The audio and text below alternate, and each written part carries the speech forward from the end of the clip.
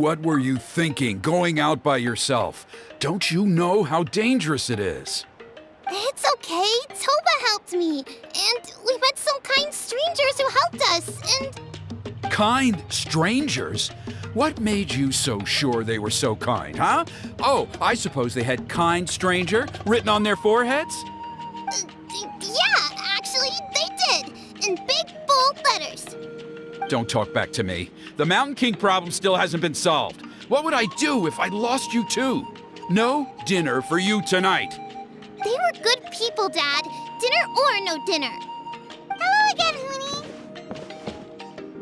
It's Miss Paimon and Mr. Traveler! Dad, it's them! They're the ones who helped me! And I promised we'd take care of them if they came to visit. Oh, so you're the kind strangers. Well, I'm Trinidad. Apparently, you helped my daughter today, so if there's anything you need, just ask. As an elder of the Scions of the Canopy, I've got some influence around here. Now, I trust that you're sensible people who know better than to take advantage of their host's generosity.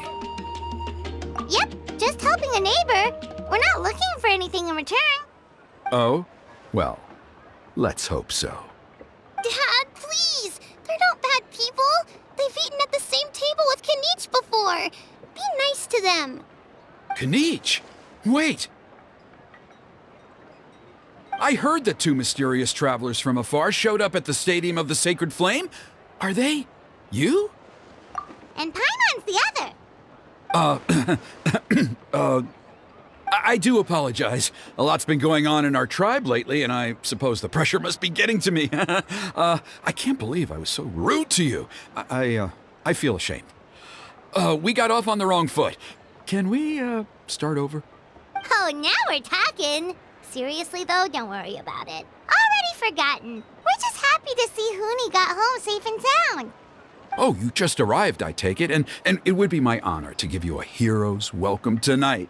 Careful now, that's quite an about face. We've heard that kind of thing can lead to spontaneous combustion around these parts. My dear traveler, you are very perceptive indeed. Go inside now, Hoonie. Dad's got some important business to discuss. Okay, look after Mr. Traveler and Miss Paimon. They're very special guests. Well, we'll hear you out, but we can't make any promises that we'll be able to help. Well, this is a matter of utmost importance. Please, allow me to explain. For many years, our tribe has celebrated the Turnfire Night. It is a traditional ceremony among the Scions of the Canopy in which we remember our ancestor, Burkina, and his companion, Kangamato, the Mountain King. Burkina was a hero who bore the ancient name Malipo, and Kangamato was a powerful Yumkasor warrior. Together, they fought against the Abyss. They were victorious, but it came at a great cost. Burkina paid with his life. The Mountain King survived, but was contaminated by the Abyss, and he remains in hibernation to this day. Normally, Yumkasors never live longer than a century. It is possible that the abyssal power is responsible for his unnaturally long lifespan. Oh, that's right. The Mountain King is a living symbol of our glory, but even this glory comes at a price. The abyssal power inside him is highly sensitive, and when it is disturbed, he awakens and flies into a blind rage, attacking anything that moves. So, besides the ceremony, another important part of Turnfire Night each year is cleansing the abyssal power inside the Mountain King so that he will remain sound asleep. However, Abyss-related incidents have been on the rise in that land lately, as I'm sure you're both aware. As a result, it has become increasingly difficult to keep the Mountain King in hibernation. Only 5 months have passed since the last Turnfire Night, and he's already showing signs of instability. Has he woken up again? He has. We managed to contain the situation by performing a makeshift ceremony right away, but it was a close call. He could reawaken at any moment. Also, he attacked and wounded my companion, Nana, during the ceremony. She became contaminated by the abyss as a result, and... We heard. Such a tragedy. We're really sorry for your loss. Yes, and Nana wasn't the first. Anyway, right now we're preparing for an exceptional Turnfire Night ceremony, and we need to find a suitable flame bearer. From what I've heard about your adventures, I believe you would be perfect for the role. Of course. Plus, he's a bona fide hero who inherited the Malipo name. Oh, you mean Kinich? Yes, he's the one. A hero, worth his weight in gold. And unfortunately for us, he's all too aware of that. No prizes for guessing what he said when I asked him to host a Turnfire Night outside of the annual schedule. An exceptional ceremony? Oh, I'll have to charge an exceptional price. I swear, no other concept exists in that boy's brain. I'm not the one to usually talk about people behind their backs, but I'm convinced the Wyub got hit on the head and took a wrong turn the day it chose to give that ancient name to him. I mean, have you ever heard of a hero whose mantra is, "What's your asking price?" Oh, and don't get me started on that insufferable Ahau he hangs around with. Thinks he's God's gift to mankind. Pompous fool. Yeah, Paimon has to agree on that last part. Anyway, the fact is, the ceremony can just as easily be done without him as long as we can find someone else. And besides, you two seem like much better candidates. So, what do you think? Well, there's only a few days left before the ceremony. We can't afford to waste what little time we have on negotiating with him. No, I much prefer if you would consider taking his place. Wonderful! I can't thank you enough. Huni was right about you. You have kindness in your hearts. Come with me to the other side of the mountain. I'll bring you up to speed on each step of the ceremony. As experienced warriors, I'm sure you'll pick it up in no time.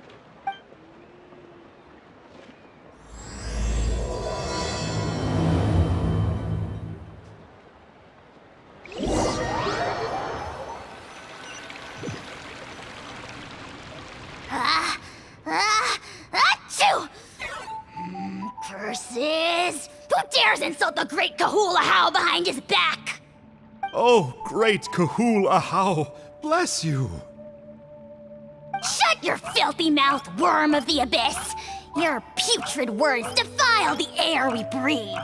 You make the almighty Dragon Lord, Kahul Ahau, sick to the stomach! Speaking as a member of the Abyss Order, that's music to my ears.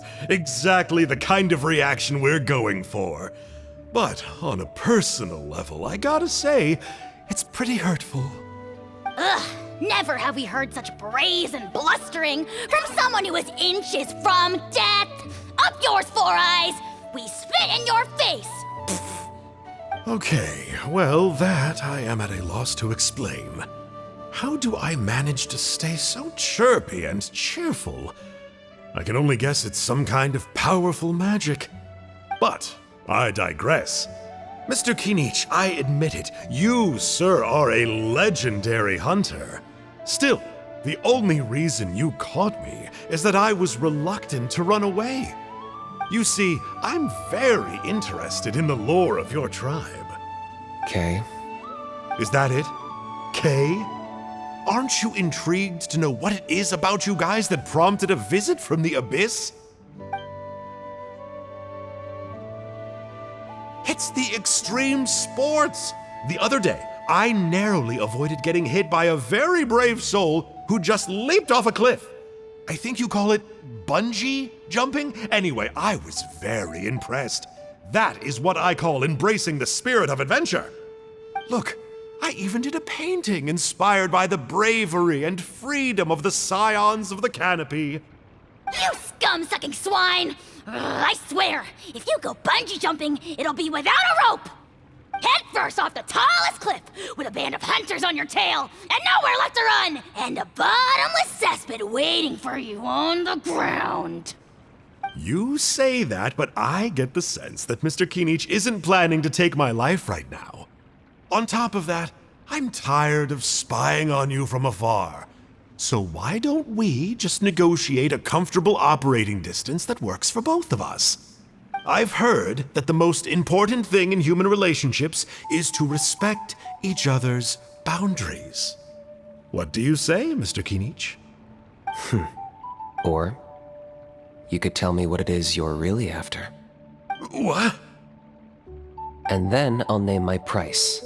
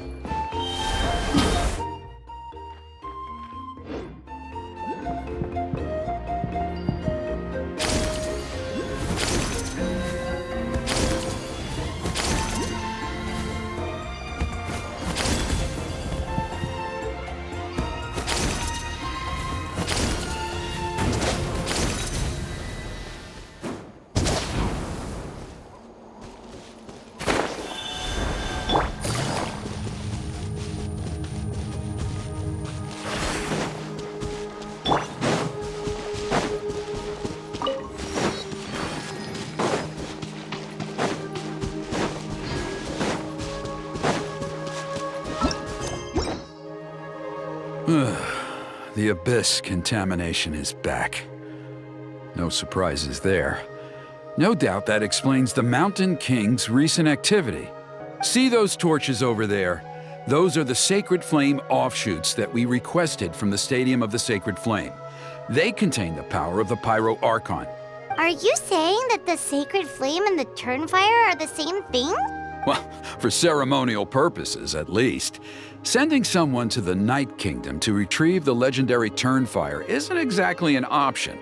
More to the point, though, the Sacred Flame is able to burn away abyssal filth, so that's why we use it in the ceremony. Gotcha! So basically, we just need to clean up the filth with the Sacred Flame.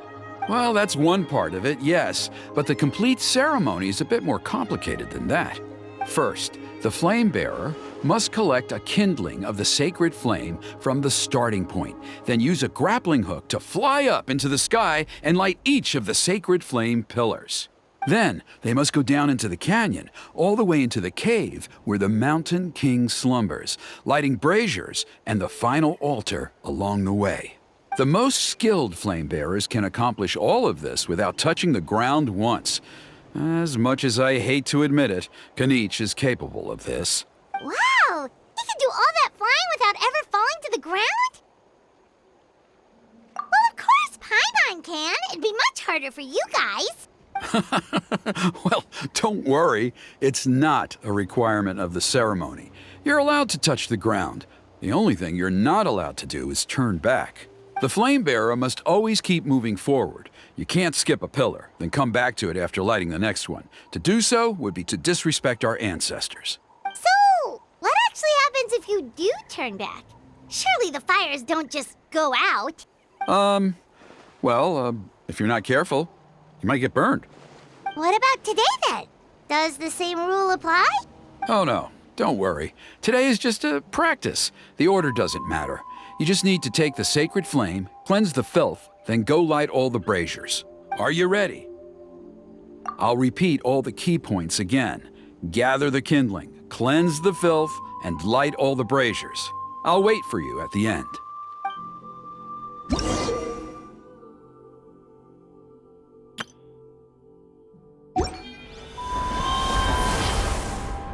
Alright, let's use this kindling to complete our mission.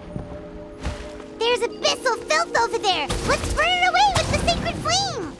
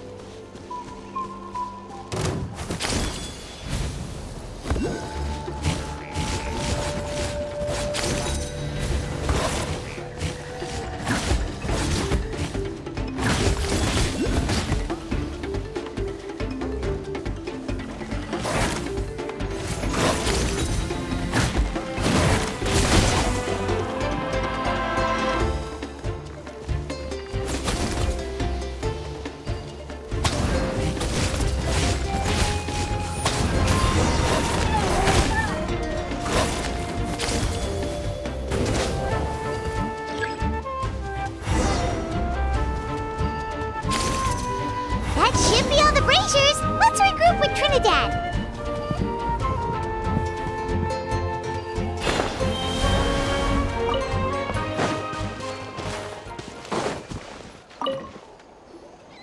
I knew I was right about you. You have outperformed all of the other previous candidates. If there was an ancient name for outstanding flame bearers, I'm sure the Wyab would consider you for the honor. Yeah, although it would probably take Paimon quite a bit longer. All right, now there's still a few days left until the ceremony, and I should probably get back so I can inform the chief and the other elders that I have found the flame bearer we need. Oh, you mean they've still got to sign off on it? Some of them are still hoping we can come to an agreement with Kanich, but that's only because they haven't seen you in action. Still, I'm the one responsible for securing a flame bearer, and my recommendation is you. Just for Paimon's own peace of mind, are you sure it's not going to be a problem having Outlanders take on such an important role in your ceremony? See that place over there? There was a time, long before the age of Burkina and the Mountain King, when we, Scions of the Canopy, called that our home. After a period of upheaval, our ancestors were forced to move away. Now, it has become a place where our youths go to develop courage and kindle a spirit of adventure. If we fail to keep the threat posed by the Mountain King at bay, it might not be long before we have to move again and find a new home. So, to answer your question, I think everyone will agree that you are the right choice. Fair enough. Desperate times call for desperate measures. I'll need you to drop by my place at some point before the ceremony, if that's all right. There are still a few final details that we need to discuss. Okay, see you later then. You have my gratitude. We've helped out with a lot of other local festivals before, but this one feels a little different. Anyway, let's take a break before heading back to Trinidad's place.